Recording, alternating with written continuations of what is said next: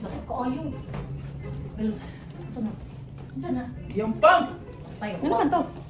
Oh, Tuara, nakasala na. Gusto ko sana magbisaya pero dapat tayo magtagalog. Pinadala kasi sa atin si Modofo. Ito yung airbed na nagva-viral dito sa TikTok. Halos lahat ng kakilala ko parang nag-order na nito. Sobrang hassle-free kasi, pwede dalhin kahit saan. Meron na siyang sarili pang repair. At meron din siyang 3 free pillow. Guys, imagine, grabe, sobrang dali lang i-set up. Tapos, tingnan nyo kung gaano kalaki tong na-order. Ito yung bed na pwede mong dalhin kahit outdoor or indoor activity.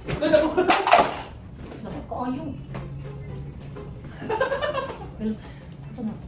Saan na? Yung pump! Ano naman to? Malapit pa masira, tingnan mo. Guys, hindi basta-basta yung pump niya. Heavy duty, grabe. May inflate at deflate na din sa mismong pump niya. At may flashlight red. Sobrang lakas maglabas ng hangin at mag-deflate ng hangin. O pwede mong dalhin lalo na yung mga biglaang sleepover with friends, family. Ganda din to pang regalo dahil malapit na yung Pasko.